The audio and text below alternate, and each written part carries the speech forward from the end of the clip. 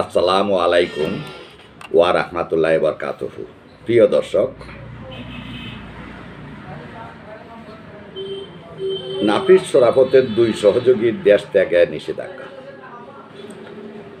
পদ্মা ব্যাংকের সাবেক চেয়ারম্যান ও national tea কোম্পানির পরিচালক চৌধুরী নাফিস শরাফতের দুই সহযোগীর দেশ ত্যাগে নিষেধাজ্ঞা দিয়েছেন আদালত। তারা হলেন পদ্মা ব্যাংকের EVP executive vice president M Atif Khaled, PS ও সিএসও চিফ ট্র্যাজেডি অফিসার মোহাম্মদ শরীফুল ইসলাম। একই সঙ্গে কুষ্টিয়া এক আসনের সাবেক সংসদ সদস্য সরোয়ার জাহান ও তার স্ত্রী মাহমুদা সিদ্দিকার দেশ ত্যাগেও নিষেধাজ্ঞা দেওয়া হয়েছে। আজ বৃহস্পতিবার 20 ফেব্রুয়ারি ঢাকার মহানগর জ্যেষ্ঠ জজ জাকির হোসেন গালিব এই আদেশ দেন।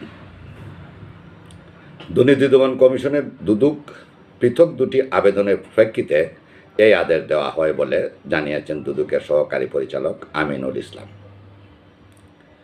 এবার এনটিসির কিছু অনিয়ম নিয়ে দুর্নীতির অভিযোগ শিরোনাম।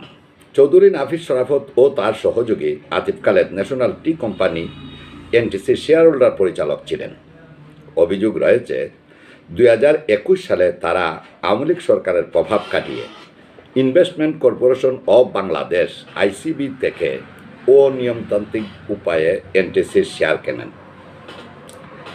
এনটিসির পরিচালনা বোর্ডের অন্তত 5-6টি গুরুত্বপূর্ণ কমিটির চেয়ারম্যান ও সদস্য ছিলেন চৌধুরী নাফিস শরাফত এবং আতিফ খালেদ। ফলে প্রতিষ্ঠানটির প্রতিটি সিদ্ধান্তে সরাসরি তাদের হস্তক্ষেপ ছিল। অভিযোগ রয়েছে এনটিসির দুর্নীতিবাজ কর্মকর্তাদের অবৈধ কর্মকাণ্ডে সহযোগিতা করে প্রতিষ্ঠানটিকে আর্থিকভাবে দুর্বল করে দেন তারা চৌধুরী নাফিস শরাফত ও আতিফ খালেদ। এসব কারণে কোম্পানিটি ধ্বংসের দ্বার প্রান্তে পৌঁছে গিয়েছিল। যদিও রাজনৈতিক পট পরিবর্তনের পর চৌধুরী নাফিস শরাফত ও তার সহযোগী এবং পিএস খালেদ 22 আগস্ট পদত্যাগ করে দেশ থেকে পালিয়ে যান।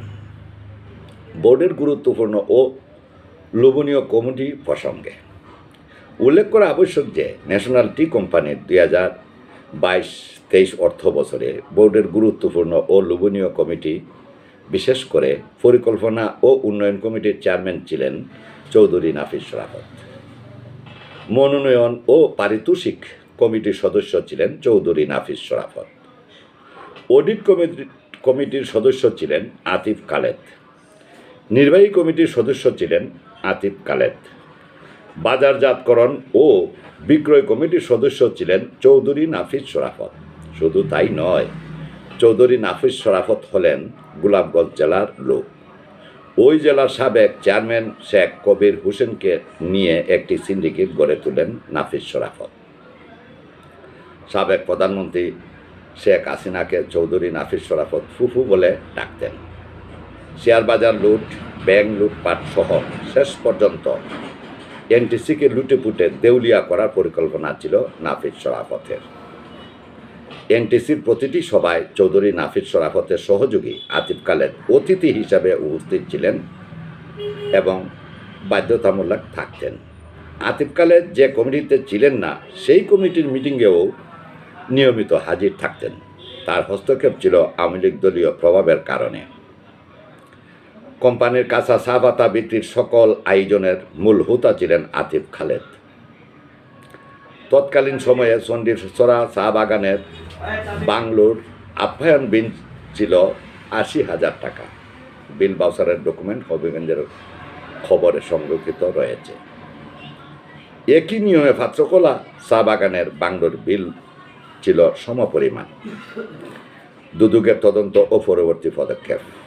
এ বিষয়ে দুদক তদন্ত শুরু করেছে এবং সংশ্লিষ্টদের দেশ ত্যাগ ঠেকাতে আদালতের শরণাপন্ন হয়েছে। আদালতের আদেশ অনুযায়ী এখন থেকে তাদের দেশ ত্যাগ করা যাবে না। এ ঘটনায় সংশ্লিষ্ট ব্যক্তিদের বিরুদ্ধে আরও তদন্ত করা হবে বলে জানিয়েছেন দুদক কর্মকর্তারা। ভবিষ্যতে তাদের বিরুদ্ধে দুর্নীতির মামলা হতে পারে বলে ধারণা করা হচ্ছে। এ কন্টেন্টের শেষে সাবেক প্রধানমন্ত্রী শেখ হাসিনার সাথে চৌধুরী নাফিস শরাফতের একটি পিকচার দেখুন। আসসালামু আলাইকুম। আপনাদের সকলকে শুভেচ্ছা ও অভিনন্দন। আপনি যদি এই চ্যানেলে নতুন হয়ে থাকেন অবশ্যই চ্যানেলটি সাবস্ক্রাইব করুন এবং আমাদের সঙ্গে থাকুন।